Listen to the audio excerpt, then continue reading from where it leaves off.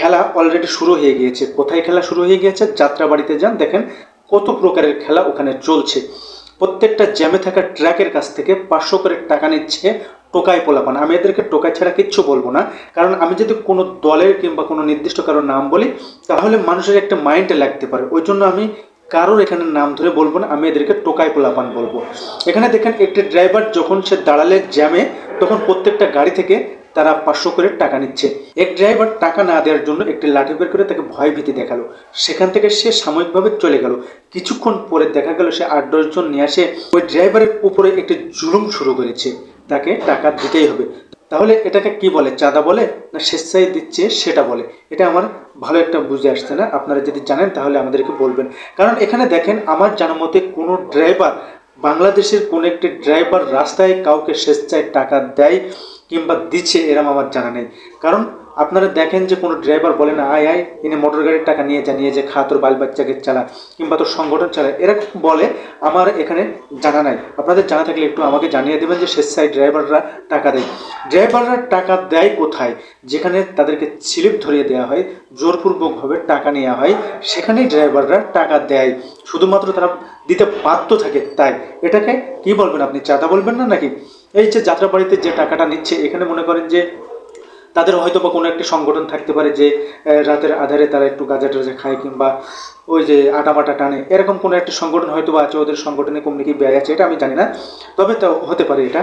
তবে এখানে দেখেন একটি পুলিশকে বলা হলো যে এই যে যাত্রাবাড়িতে জ্যাম থেকে 500 করে টাকা নিচ্ছে, তাহলে আপনারা এর কি ব্যবস্থা নিচ্ছেন? আপনারা এখানে কোনো পদক্ষেপ নিচ্ছেন না কেন? পুলিশ বলছে ও 400-500 টাকা নিচ্ছে, দিলেই তো ঝামেলা মিটাচ্ছে, এখানে আবার কি আছে? তাহলে দেখেন পুলিশও তাদের পক্ষে, পুলিশে কোনো পদক্ষেপ নিচ্ছে না। এটা কি বাংলাদেশে কারোর চোখে পড়ছে না? কোনো মিডিয়ার চোখে কি পড়ছে না? মিডিয়ার চোখে পড়তো, যদি মিডিয়ার পকেটটা ভরে দেওয়া হয়তো তাহলে আমাদের বাংলাদেশে হলুদ মিডিয়ায় ভরে গেছে। এরা একটি ভালো মানুষকে কিভাবে পচাতে হয়, ভালো মানুষের কিভাবে তার একটা গিবত করতে হয়, এটা ভালো করে জানে আমাদের এই মিডিয়াগুলো। তাছাড়া যে একটি খারাপ কাজ তারা তুলে ধরবে মিডিয়াগুলো, এগুলো খারাপ কাজ তাদেরকে খুব কম চোখে পড়ে।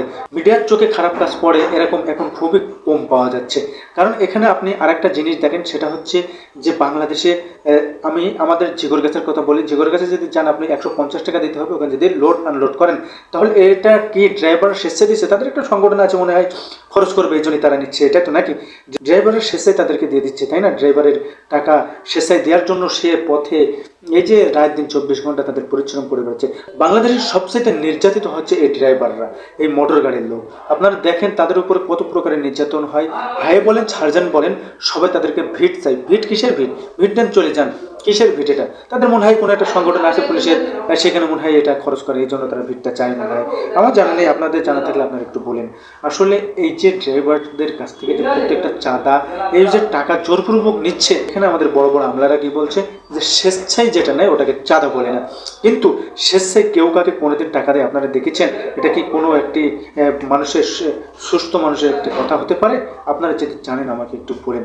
আসলে এইভাবে যে মোটর গাড়ির উপরে যে একটা নির্যাতন, এই যে একটা নিপীড়ন চলছে, আসলে এটা আমার মনে হয় না বাংলাদেশ থেকে জীবনে কোনোদিনও যাবে। শুধুমাত্র আমাদের এই কথার জন্য, শুধুমাত্র আমাদের সরকার ঠিক না থাকার কারণে, শুধুমাত্র আমাদের সংগঠন ঠিক না থাকার কারণে।